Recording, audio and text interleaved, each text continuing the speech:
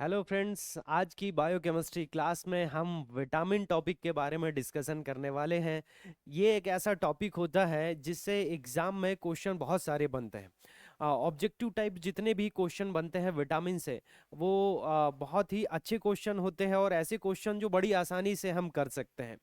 अगर हम विटामिन के बारे में बात करें तो हम इस क्लास में पढ़ने वाले हैं कि विटामिन क्या होते हैं, विटामिन कितने प्रकार के होते हैं, कौन से विटामिन से कौन सा रोग होता है, विटामिन के जो रासायनिक नाम होते हैं, केमिकल नेम होते हैं वो क्या होते हैं। तो सभी प्रकार से जितने भी विटामिन के क्वेश्चन पूछे जाते हैं एग्जाम में, इस वीडियो में आपको पूरा डिटेल मिलने वाला है।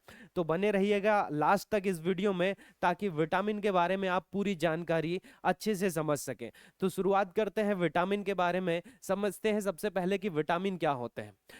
मानव शरीर में एक ऐसा सूक्ष्म तत्व होता है, सूक्ष्म मात्रिक तत्व, माइक्रो न्यूट्रिएंट्स होता है, जिसकी मानव शरीर को बहुत ही ज्यादा जरूरत होती है। हम बोले कि इसकी थोड़ी सी मात्रा जरूरत होती है, लेकिन जरूरत होती है ना। बॉडी में इसकी जरूरत के हिसाब से क्या होते हैं, अलग अलग प्रकार से इसके कार्य होते हैं, अलग अलग प्रकार से इसमें अगर इनकी कमी होती है तो रोग भी उत्पन्न होते हैं।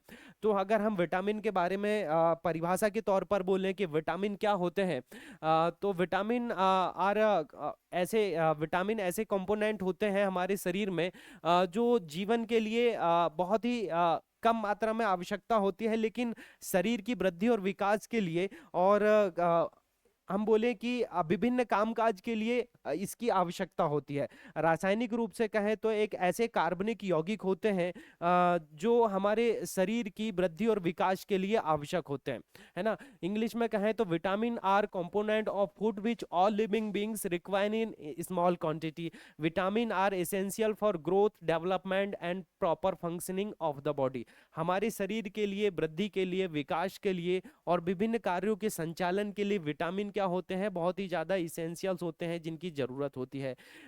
ये क्या होते हैं, बोले कार्बनिक यौगिक होते हैं, है ना। अगर हम बोले कि जो शरीर के द्वारा पर्याप्त मात्रा में स्वयं उत्पन्न नहीं होते हैं, ये क्या होते हैं, विटामिन शरीर में स्वयं उत्पन्न नहीं होते हैं। विटामिन को क्या करना पड़ता है, हमें बाहर से लेना पड़ता है, कि जैसे कि पेड़ पौधों से या दूसरी चीजों से। तो हमें क्या बोलते हैं कि विटामिन शरीर में स्वयं उत्पन्न नहीं होते, स्वयं डेवलप नहीं नहीं होते। ये हमें कैसे प्राप्त होते हैं, बाहर की चीजों से प्राप्त होते हैं, जैसे कि पेड़ पौधों से, हरी सब्जियों से, फलों से, या हम बात करें कि जैसे कि मांस से, मछली से, अंडा से, इन सभी से भी हमें क्या प्राप्त हो सकता है, विटामिन प्राप्त होता है। तो मानव शरीर की वृद्धि और विकास के लिए सूक्ष्म मात्रा में विटामिन की जरूरत होती है। तो हम बात करें तो हम बोलेंगे कि हमारे शरीर में जो होते हैं वो दो प्रकार से पोषक तत्व होते हैं। एक तो ऐसे पोषक तत्व जिनकी हमें अधिक मात्रा में जरूरत होती है, और कुछ ऐसे पोषक तत्व होते हैं जिनकी सूक्ष्म मात्रा में जरूरत होती है। तो हम बोलेंगे इसको इस प्रकार से, जो मुख्य पोषक तत्व होते हैं हमारे शरीर में, मुख्य पोषक तत्व जिनको हम बोलते हैं मैक्रोन्यूट्रिएंट्स, मैक्रोन्यूट्रिएंट्स, ये क्या होते हैं, जैसे कि ये होते हैं कार्बोहाइड्रेट,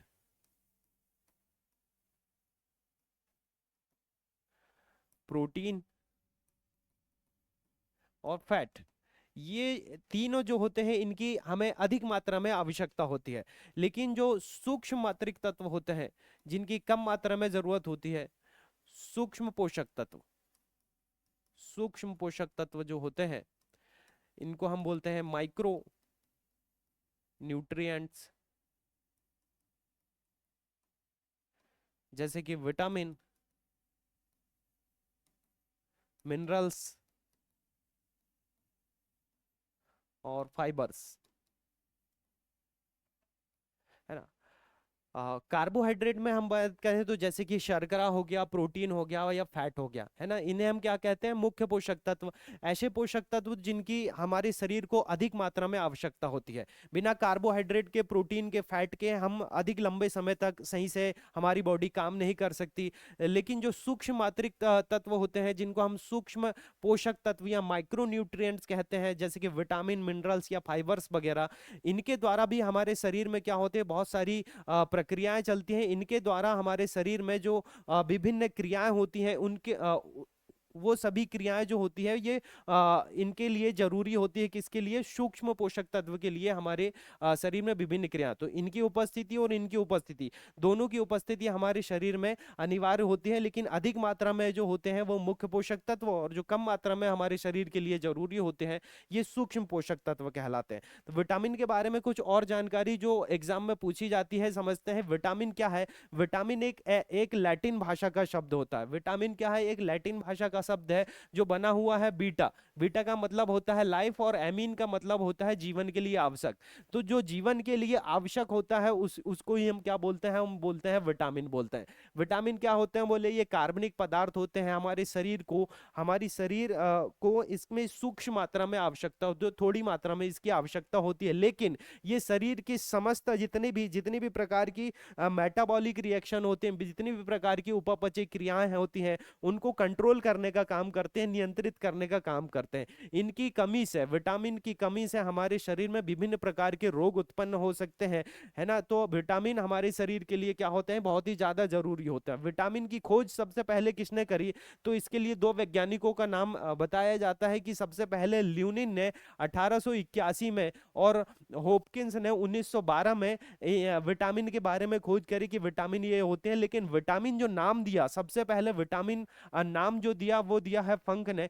तो ये क्वेश्चन भी पूछा जाता है कि विटामिन का नाम सबसे पहले किसने दिया हुआ है, तो हम बताएंगे किसने? फंक ने। विटामिन का अध्ययन क्या कहलाता है? विटामिन का अध्ययन कहलाता है विटामिनोलॉजी। जैसे वायरस का अध्ययन वायरोलॉजी कहलाता है, उसी प्रकार से जो विटामिन का अध्ययन कहलाता है वो क्या कहलाता है? विटामिनोलॉजी। चलिए, विटामिन लघु पोषक तत्व है, जो क्या होते हैं? थोड़ी जैसे हमने अभी पढ़ा, सूक्ष्म पोषक तत्व है जिसको हम क्या बोलते हैं? लघु पोषक तत्व। ये क्या काम करता है? बोले जैविक नियंत्रक करता है, और उपापचय भी, जो मेटाबॉलिक है रिएक्शन होती है उनको भी कंट्रोल करने का काम करता है। विटामिन स्वास्थ्य नियंत्रक होते हैं, लेकिन शरीर का निर्माण नहीं करते। विटामिन जो होते हैं ये हमारे शरीर में कंट्रोल, जो हमारे पास स्वास्थ्य होता है या हमारे शरीर की जितनी भी क्रियाएं उनको कंट्रोल तो करते हैं, लेकिन ये शरीर का निर्माण नहीं करते हैं। सर्वप्रथम जो ज्ञात विटामिन है, सबसे पहला कौन सा विटामिन खोजा गया, ये क्वेश्चन पूछा जाता है। तो सबसे पहला जो ज्ञात विटामिन जिसके बारे में जानकारी थी वो कौन सा विटामिन था? Vitamin C. सर्वप्रथम आश्वित और निष्कर्षित कौन सा विटामिन किया गया? तो विटामिन बी। मतलब सबसे पहले आश्वित डिस्टिलेशन किया गया, है ना, और जिसका मतलब सबसे पहले बनाया गया। सबसे पहले कौन सा विटामिन के बारे में हमें जानकारी मिली, तो हमें ज्ञात विटामिन होगा विटामिन सी, लेकिन बनाया गया सबसे पहले या निष्कर्षित किया गया उसका नाम क्या होगा? विटामिन बी होगा। जीवों में अभी तक टोटल 20 प्रकार के विटामिनों के बारे में जानकारी प्राप्त हुई है, जिसको हमने दो श्रेणियों में, दो कैटेगरी में डिवाइड किया गया है। सबसे पहला तो बोलते हैं हम वसा में विलेय विटामिन और जल में विलेय विटामिन। दो प्रकार से इनकी कैटेगरी को डिवाइड किया गया है कि विटामिन दो प्रकार के होते हैं, एक तो वसा में विलेय फैट सॉल्युबल होते हैं, और एक वाटर सॉल्युबल होते हैं। तो विटामिन की दो कैटेगरी को बनाया गया है। तो सबसे पहले हम समझते हैं एक एक करके। अच्छा, पहले हम डिवाइड करें अगर विटामिनों को, तो विटामिन जो होते हैं वो अगर नामकरण के हिसाब से बोले तो सबसे पहला होता है vitamin A, B, C, D, E और K. Vitamin A, B, C, D, E और के। तो विटामिन को इस प्रकार से हमने नामकरण दिया है, और इन्हीं को हमने क्या कर दिया है? दो प्रकार से डिवाइड कर दिया है कि जो विटामिन होते हैं इनके कुछ होते हैं जो जल में घुलनशील होते हैं, और कुछ वसा में घुलनशील होते हैं। तो अगर इनके रासायनिक नामों के बारे में अगर बात करें, जो एग्जाम में पूछे जाते हैं कि विटामिन के रासायनिक नाम कौन कौन से होते हैं, तो हमारे सामने लिखा हुआ कि विटामिन ए का जो रासायनिक नाम होता है वो क्या होता है? रेटिनॉल। रेटिनॉल विटामिन ए का रासायनिक नाम है। विटामिन सी का क्या होता है? एस्कॉर्बिक एसिड, एस्कॉर्बिक अम्ल जिसको कहते हैं हम। विटामिन डी का रासायनिक नाम कैल्सीफेरॉल होता है। विटामिन ई का टोकोफेरॉल। और विटामिन के का नाम जो होता है फिनोक्विनोन। इसका एक और नाम होता है, कौन सा नाम होता है? फाइटोनाडियोन, है ना। तो इसका अधिक प्रचलित नाम जो होता है वो क्या होता है, फिनोक्विनोन। अगर विटामिन के बारे में बात कर रहे हैं तो हम साधारण तौर पर फिनोक्विनोन बोलेंगे। हालांकि ये विटामिन के जो होता है के 1 के 2 इस प्रकार से अलग अलग कैटेगरी में होता है, लेकिन अगर साधारण विटामिन के बारे में बात करें कि विटामिन के का नाम क्या होगा, तो आप बोलेंगे फिनोक्विनोन या फाइलोक्विनोन भी बोला जाता है ना। तो इंग्लिश नाम यहाँ पर लिखा हुआ, मैं हिंदी में भी लिख देता हूँ। इसका नाम क्या है, रेटिनॉल, एस्कॉर्बिकम।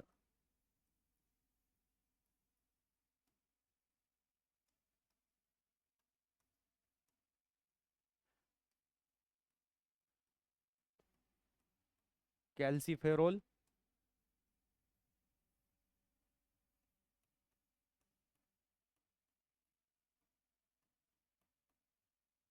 फिनोक्विनोन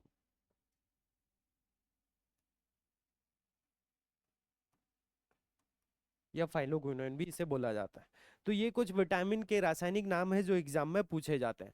विटामिन बी जो होता है, इसमें देखिए ए बी हमने यहाँ पर नहीं लिखा है। विटामिन बी जो होता है उसकी अलग अलग प्रकार की कैटेगरी होती है, उसको हमने अलग एक चार्ट में देखा हुआ है। यहाँ पर देखिए, विटामिन बी जो है वो इस प्रकार से बना हुआ है कि vitamin B1 B2 B3 B5 B6 B7 B9 और B12, इसको हम सभी विटामिन को विटामिन बी कॉम्प्लेक्स के नाम से जानते हैं, जो क्या होते हैं, विटामिन बी को अलग अलग कैटेगरी में डिवाइड करता है। जैसे विटामिन B1 का जो नाम होता है, रासायनिक नाम, साइंटिफिक नेम जो होता है विटामिन बी का, उसका नाम क्या है, थाइमिन। विटामिन B2 जो नाम है राइबोफ्लेविन, क्या नाम होता है विटामिन B2 का, राइबोफ्लेविन। B3 का नाम होता है नियासिन। B4 नहीं होता, B4 के बाद कौन सा विटामिन होता है, सीधा B5 होता है, जिसका नाम क्या होता है, पेंटोथेनिक एसिड। क्या नाम होता है, पेंटोथेनिक एसिड होता है। B6 का नाम क्या हो रहा होता है, pyridoxine. Vitamin B7 biotin. Vitamin B9 का नाम है फॉलिक एसिड। और विटामिन B12 का क्या नाम है, कोबालमिन। तो ये जो रासायनिक नाम है ये एग्जाम में पूछे जाते हैं, तो आप इन्हें अच्छे से एक बार सभी विटामिनों के नाम को आप नोट डाउन कर सकते हैं या अच्छे से पढ़ सकते हैं, क्योंकि ये नाम जो होते हैं एग्जाम में जरूर पूछे जाते हैं कि विटामिन बी जो होते हैं उसको कितने प्रकार से, B1 B2 B3 B5 B6 B7 B9 और B12 इस प्रकार से कैटेगरी में बनाया गया है, और इन सभी के क्या है, अलग अलग रासायनिक नाम होते हैं, है ना। चलिए आगे बढ़ते हैं हम विटामिनों के बारे में। विटामिन का जो क्लासिफिकेशन है, वर्गीकरण है, जैसे कि हमने बताया कि विटामिन जो होते हैं वो दो प्रकार से होते हैं। एक तो जल में घुलनशील होते हैं, और एक कौन से, वसा में घुलनशील होते हैं। जो जल में घुलनशील होते हैं वो दो प्रकार के विटामिन होते हैं, विटामिन बी और विटामिन सी। बाकी जो विटामिन होते हैं वो कैसे होते हैं, वो वसा में घुलनशील होते हैं। जैसा कि नाम से ये स्पष्ट है कि जो जल में घुलनशील, वाटर पानी में घुलनशील होंगे, तो उन्हें हम क्या बोलेंगे, जल में घुलनशील या वाटर सॉल्युबल विटामिन बोलेंगे।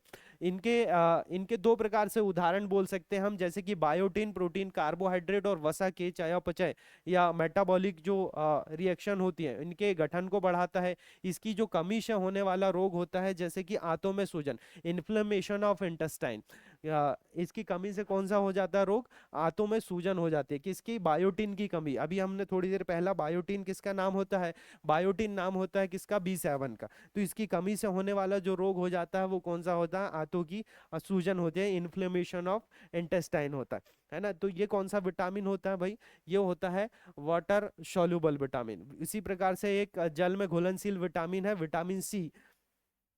जैसे इसके बारे में बताया गया है कि कोलेजन निर्माण करता है, ये घाव भरता है, हड्डियों के निर्माण में सहायता करता है, मजबूत प्रतिरक्षा, जो इम्यून सिस्टम है उसको बनाने के लिए महत्वपूर्ण होता है, आयरन के अवशोषण में भी मदद करता है। इसकी कमी से भी बहुत सारे रोग हो सकते हैं, जैसे कि स्कर्वी हो सकता है, ब्लीडिंग ऑफ गम्स होता है, मसूड़ों में सूजन आती है, मसूड़ों से खून निकलने, या पायरिया की रोग हो सकता है। तो विटामिन सी जो है वो अनेक प्रकार के काम करता है, इसके बारे में थोड़ा और आगे डिटेल से हम समझेंगे। अभी हम ये समझते हैं कि जो जल में घुलनशील विटामिन होते हैं ये केवल दो प्रकार के होते हैं, कौन से, विटामिन बी और विटामिन सी। दोनों विटामिन कैसे होते हैं, जल में घुलनशील होते हैं। तो फिर वसा में घुलनशील विटामिन कौन कौन से होते हैं उनको भी देख लेते हैं। चलिए थोड़ा सा और आगे यहाँ पर जल में घुलनशील विटामिनों के बारे में दिया हुआ है, जैसे कि नियासिन विटामिन जो होता है यह कोशिकाओं की वृद्धि के लिए आवश्यक होता है ना। और इसकी कमी से कौन कौन सा रोग हो सकता है, जैसे कि पैलेग्रा हो सकते हैं, दस्त हो सकते हैं। इस प्रकार की जो समस्या है वो इसकी कमी से हो सकता है। तो पैलेग्रा रोग के बारे में पूछा जाता है कि ये किस विटामिन की कमी से होता है, तो आपको बोलना पड़ेगा कौन सा, नियासिन विटामिन की कमी से।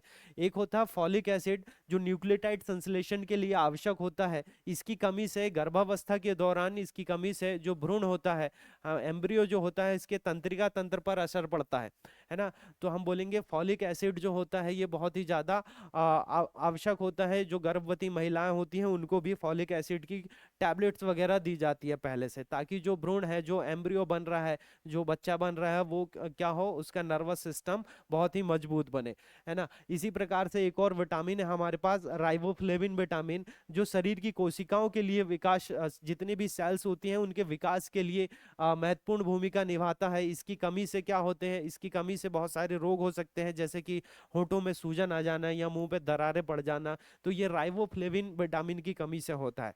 इसी प्रकार से एक और विटामिन है थियामिन विटामिन, ये क्या करता है, रक्त शर्करा के टूटने के लिए जो एंजाइम का निर्माण करता है उसमें महत्वपूर्ण कारक के रूप में निभाता है। इसकी कमी से बेरी बेरी और वर्निक रोग हो जाता है, जो एक प्रकार का सिंड्रोम होता है। इसी प्रकार विटामिन बी 12 के बारे में बात करें, विटामिन बी 12 जो होता है ये स्वस्थ तंत्रिका तंत्र के लिए विटामिन बी 12 महत्वपूर्ण भूमिका निभाता है ना।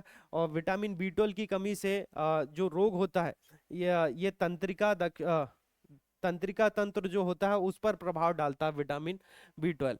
चलिए एक एक करके अब आगे समझते हैं। अगर आपको इसमें दिखाई दे रहा है कि जूम करें, समझ में आ रहा होगा। चलिए एक एक करके समझते हैं इनके नाम और सोर्स के बारे में। विटामिन ए के नाम पर अगर हम बात करें, विटामिन ए जो होता है वो कहाँ कहाँ पाया जाता है, इनके सोर्स क्या है, और इनकी कमी से कौन कौन से रोग हो सकते हैं, है ना। चलिए पहला समझते हैं। विटामिन ए का जो मुख्य सोर्स होता है वो होता है मिल्क, होता है फिश। फिश का जो लीवर होता है उसमें होता है, टोमेटो होता है, कैरोट होता है, जो है ना। तो इसकी कमी से जो होने वाले रोग होता है, विटामिन ए की कमी से होने वाला रोग होता है, जैसे कि रतौंधी रोग होता है, नाइट ब्लाइंडनेस जिसको बोला जाता है। और इसकी कमी से विकास में भी रुकावट हो सकती है, ग्रोथ नहीं होती है ठीक से। तो हम बोलेंगे विटामिन ए का मुख्य सोर्स क्या है, जैसे कि हम दूध बोलें, या मछली का जो लीवर हो सकता है, या हम बोले कि जो गाजर है वो क्या है, विटामिन ए का मुख्य स्रोत है। पपीता है, ये विटामिन ए इनमें भरपूर मात्रा में पाया जाता है। अब अगर आपको बोला जाए कि गाजर में या पपीता में सिर्फ विटामिन ए है, तो ऐसा नहीं है। इनमें भरपूर मात्रा में पाया जाता है। इनके अलावा इनमें और भी दूसरे न्यूट्रिएंट्स हो सकते हैं, जैसे कि कार्बोहाइड्रेट और प्रोटीन वगैरह। तो इनमें ये भरपूर मात्रा में पाया जाता है, इसलिए ये क्या हो जाए, इनके मुख्य सोर्स माने जाते हैं, मेन सोर्स बोला जाता है। तो हम विटामिन ए के मेन सोर्स क्या हो जाएंगे, जैसे कि मिल्क हो गया, मछली का लीवर हो गया, गाजर हो गया, पपीता हो गया, ये सभी क्या है, इनके मुख्य सोर्स होते हैं। इनकी कमी से कौन सा रोग हो जाता है, तो इनकी कमी से नाइट ब्लाइंडनेस हो जाता है, रात्रि में दिखना कम हो जाता है। रात्रि में दिखना क्या हो जाता है, कम हो जाता है। और इससे क्या होती है, शरीर में भी विकास में क्या होती है, रुकावट होती है। इसी प्रकार से बीमन जो होता है, थाइमिन जिसका नाम होता है, ये इनके सोर्स होते हैं, चावल है, गेहूं है, मांस है, हरी सब्जियां हैं।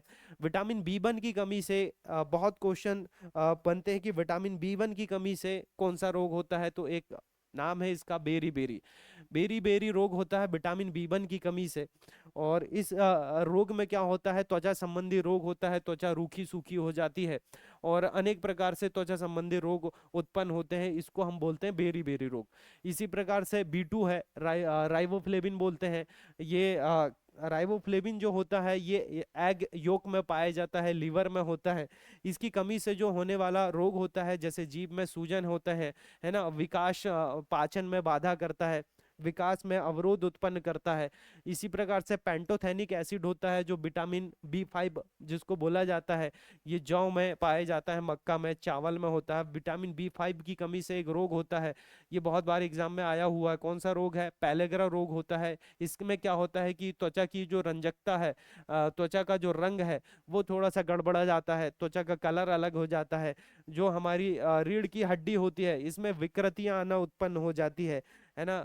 रीढ़ की हड्डी जो बैकबोन होती है उसमें अनेक प्रकार की विकृति या रोग उत्पन्न होने लगते हैं, है ना। तो इसी प्रकार से अगला विटामिन है हमारे पास बी 6। बी 6 विटामिन जो पाया जाता है गेहूं में, मछली में, मक्का में या लीवर में पाया जाता है। इसकी कमी से मानसिक परिवर्तन हो सकते हैं, वजन ना बढ़ना, इस प्रकार के रोग हो सकते हैं। विटामिन बी 12 पाया जाता है किसमें? अंडे में पाया जाता है, दही में, मछली में, लीवर में। ये इनके मुख्य सोर्स होते हैं। इसकी कमी से खून की कमी या एनीमिया जिसको रोग बोला जाता है, खून की कमी का रोग, जिसको क्या बोलते हैं हम? एनीमिया रोग बोलते हैं, विटामिन बी 12 की कमी से होता है। इसी प्रकार होता है विटामिन सी। ये विटामिन सी जो होता है, ये संतरा में, अंगूर में, नींबू में, हरी सब्जियों में पाया जाता है। जितने भी खट्टे फल होते हैं, है ना, इनमें कौन सा विटामिन पाया जाता है? विटामिन सी पाया जाता है। इसकी कमी से होने वाला रोग, ये भी एग्जाम में बहुत बार पूछा है, स्कर्वी रोग होता है। स्कर्वी रोग से क्या होता है? बोले रक्त स्त्राव होता है हमारे शरीर में। ये जैसे मसूड़े में सूजन आ जाना, या अगर हम बोले कि विटामिन सी की कमी से घाव देरी से भरना, है ना, तो ये विटामिन सी की कमी से होने वाले रोग हो जाते हैं। विटामिन ई किस में पाया जाता है? जैसे कि चावल में होता है, बीज में होता है, सोयाबीन के तेल में, इनमें पाया जाता है। इसमें इनकी कमी से क्या होते हैं? मांसपेशियों की कमजोरी हो सकती है, असामान्य वृद्धि और ऊतकों का जमा हो जाता है। विटामिन ई की कमी से नपुंसकता या बंध्यता जैसे रोग भी हो जाते हैं। इसी प्रकार हमारे पास विटामिन के है, जो हरी पत्तेदार सब्जियों में पाया जाता है, जैसे कि पालक में, फूल गोभी में, और जितनी भी हरी पत्तेदार सब्जियां होती हैं उनमें विटामिन के भरपूर मात्रा में पाया जाता है। इसकी कमी से जो होने वाला रोग होता है वो रक्त का थक्का नहीं जमता। रक्त का थक्का, जो क्लॉटिंग ऑफ ब्लड होता है, वो विटामिन के कारण ही होता है। इसकी कमी अगर हो जाए तो हमारा जो क्लॉटिंग है, रक्त का थक्का है, वो सही टाइम पे नहीं जमता है। विटामिन के बारे में हमने एक एक करके समझा कि किस विटामिन की कमी से कौन सा रोग होता है और इनके कौन कौन से ये रासायनिक नाम होते हैं। चलिए आगे, विटामिन सी के बारे में बहुत क्वेश्चन बनते हैं एग्जाम में, इसलिए हमने विटामिन सी के बारे में थोड़ा सा और डिटेल बताया है। विटामिन सी का जो रासायनिक नाम होता है वो क्या होता है? एस्कॉर्बिक अम्ल होता है। इसे क्या होते हैं? एंटी स्कर्बिया, एंटी वायरल या anti cancer, anti rabies vitamin भी कहा जाता है। देखिए इसके कितने सारे नाम हो जाते हैं। इसे क्या बोला जाता है? एंटी स्कर्वी, क्योंकि स्कर्वी रोग से बचाता है। एंटी वायरल या एंटी कैंसर भी बोला जाता है, क्योंकि वायरल डिसीज से भी बचाता है। एंटी रेबीज विटामिन भी इसे कहा जाता है। यह सामान्य हृदय धड़कन के लिए विटामिन के रूप में जाना जाता है। यह घावों को शीघ्र भरने के लिए सहायक होता है। अगर हमारे शरीर में घाव हो जाते हैं तो उनको भरने के लिए विटामिन सी का उपयोग किया जाता है। हीमोग्लोबिन निर्माण में भी सहायता करता है।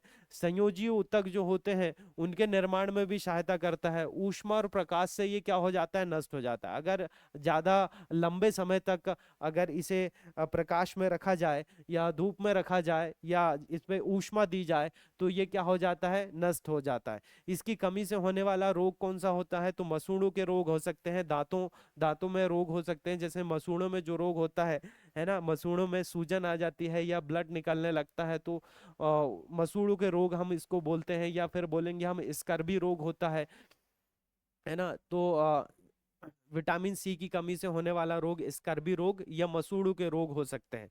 चलिए, इसकी जो सोर्स होते हैं वो क्या है? आंवला है, टमाटर है, संतरा, नींबू, अमरूद, आलू चावल, आलू चावल नहीं, टमाटर है, हरी सब्जियां जितनी भी होती हैं इनमें थोड़ी मात्रा में पाया जाता है। अधिक मात्रा में अगर लेना है तो जितने भी खट्टे फल है, जैसे कि आंवला हो गया, संतरा हो गया, नींबू हो गया, इनमें भरपूर मात्रा में विटामिन सी जो होता है वो पाया जाता है। जब कटे हुए फलों को अधिक लंबे समय तक रखा जाता है तो विटामिन सी नष्ट हो जाता है ना। अधिक लंबे समय तक अगर फलों को रख दिया जाए तो विटामिन सी कैसे हो जाता है? नष्ट हो जाता है।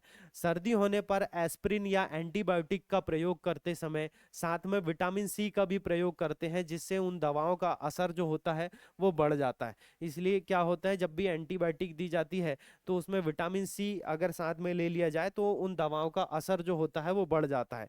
एक शराबी व्यक्ति के शरीर में विटामिन सी की कमी हो सकती है। ऐसा जरूरी नहीं है कि कमी हो जाए, अगर ऊपर से ले लिया जाए विटामिन तो भरपूर मात्रा में मिल भी सकता है। चलिए, इसकी दैनिक मांग जो होती है 40 मिलीग्राम डेली के हिसाब से हमें विटामिन सी लेना चाहिए। जो जल में घुलनशील विटामिन होते हैं वाटर सॉल्युबल विटामिन जो होते हैं ये हमारे शरीर में डेली इनकी रिक्वायरमेंट होती है, क्योंकि ये हमारे शरीर में काम करके हमारे शरीर से रोज क्या हो जाते हैं, बाहर हो जाते हैं। तो जो जल में घुलनशील विटामिन होती है इनकी प्रतिदिन हमारे शरीर में मांग होती है। तो इसी प्रकार हमने समझा कि विटामिन सी की जो दैनिक मांग होती है, डेली हमें विटामिन सी कितनी मात्रा में चाहिए, तो 40 मिलीग्राम विटामिन सी हमारे शरीर में डेली इनकी आवश्यकता होती है ना, जरूरी से होती है। अब कुछ क्वेश्चन है विटामिन के बारे में कि कौन सा विटामिन ऐसा है जो महत्वपूर्ण आ, मस्तिष्क के लिए विकास के लिए मदद करता है। मस्तिष्क के विकास के लिए ऐसा कौन सा विटामिन है जो महत्वपूर्ण भूमिका निभाता है, तो विटामिन B6, B9 और B12। ये तीन विटामिन ऐसे हैं जो मस्तिष्क के स्वास्थ्य के लिए बहुत ही आवश्यक होते हैं, इसलिए इन्हें हम क्या कहते हैं, मस्तिष्क विटामिन के रूप में भी जानते हैं, है ना। एक और क्वेश्चन है हमारे पास कि ब्यूटी विटामिन या रिप्रोडक्टिव विटामिन किसे कहते हैं, है ना। ब्यूटी विटामिन या रिप्रोडक्टिव विटामिन, विटामिन ई को हम क्या कहते हैं, विटामिन ई, इसका आंसर क्या है, विटामिन ई। विटामिन ई को हम क्या कहते हैं, ब्यूटी विटामिन या रिप्रोडक्टिव विटामिन। ब्यूटी विटामिन क्यों कहते हैं, क्योंकि इसकी त्वचा संबंधी जितने भी रोग होते हैं या त्वचा में जितनी भी समस्याएं होती हैं उनका निवारण विटामिन ई के द्वारा किया जा सकता है। या रिप्रोडक्टिव विटामिन इसको इसलिए कहा जाता है क्योंकि ये प्रजनन संबंधी जितनी भी रोग होते हैं उनके उनके निवारण के लिए इसका उपयोग किया जाता है। या विटामिन ई अगर हम भरपूर मात्रा में लेते हैं तो प्रजनन संबंधी जितनी भी बीमारियां होती हैं, जैसे नपुंसकता या बंधता जो होती है, उनको रोका जा सकता है। तो इसलिए इसे हम क्या कहते हैं, प्रजनन विटामिन या रिप्रोडक्टिव विटामिन के रूप में भी इसको जानते हैं, है ना। तो विटामिनों के बारे में पूरी डिटेल हमने अच्छे से समझ चुका है कि विटामिन जो होते हैं ये हमारे शरीर के लिए कितने आवश्यक होते हैं और इनकी कमी से विभिन्न प्रकार के रोग भी हो जाते हैं। सभी विटामिनों के बारे में, इनके मेन सोर्स और इनके जो रासायनिक नाम होते हैं ये एग्जाम में जरूर पूछे जाते हैं। तो विटामिन जो होते हैं हम दो प्रकार से डिवाइड किए हैं, है ना। बी और सी जो होते हैं वो जल में घुलनशील होते हैं, बाकी A, D, E और के जो होते हैं ये वसा में घुलनशील होते हैं। विटामिन के जो होता है, विटामिन के ये रक्त के थक्के को जमाने के लिए आवश्यक होता है, इसलिए विटामिन के भरपूर मात्रा में हमें लेना चाहिए। हरी पत्तेदार सब्जियां जो होती हैं इनमें भरपूर मात्रा में विटामिन के पाया जाता है। इसी प्रकार से विटामिन ए जो होता है ये पाया जाता है किसमें, मिल्क में पाया जाता है या कैरोट में पाया जाता है। तो इनके जो मेन सोर्स होते हैं इनको हमें अच्छे से याद करना है कि मेन सोर्स कहाँ कहाँ पर कौन कौन से होते हैं, और इनकी डिफिशियंसी से, इनकी कमी से होने वाले जो रोग होते हैं ये दोनों एग्जाम में पूछे जाते हैं। तो दो चीजें आपको याद रखना है, कौन सी, कि विटामिन के मेन सोर्स और इनकी कमी से होने वाला रोग, है ना। तो जैसे ये क्वेश्चन बार बार पूछा गया है कि बेरी बेरी रोग किससे होता है या पैलेग्रा रोग किससे होता है, तो ये आपको याद रखना है। तो विटामिन के बारे में हमने आज की क्लास में पूरा डिटेल से समझा कि विटामिन क्या होते हैं, इनकी कमी से होने वाले रोग क्या होते हैं। हालांकि विटामिन बहुत ही छोटा टॉपिक है, लेकिन एग्जाम में जरूर पूछा जाता है कि किस विटामिन की कमी से कौन सा रोग होता है और इनके मेन सोर्स क्या होते हैं, है ना। तो आज की इस क्लास की PDF आपको मिल जाएंगी इसी वीडियो में। तो मिलते हैं हमारे नेक्स्ट वीडियो में।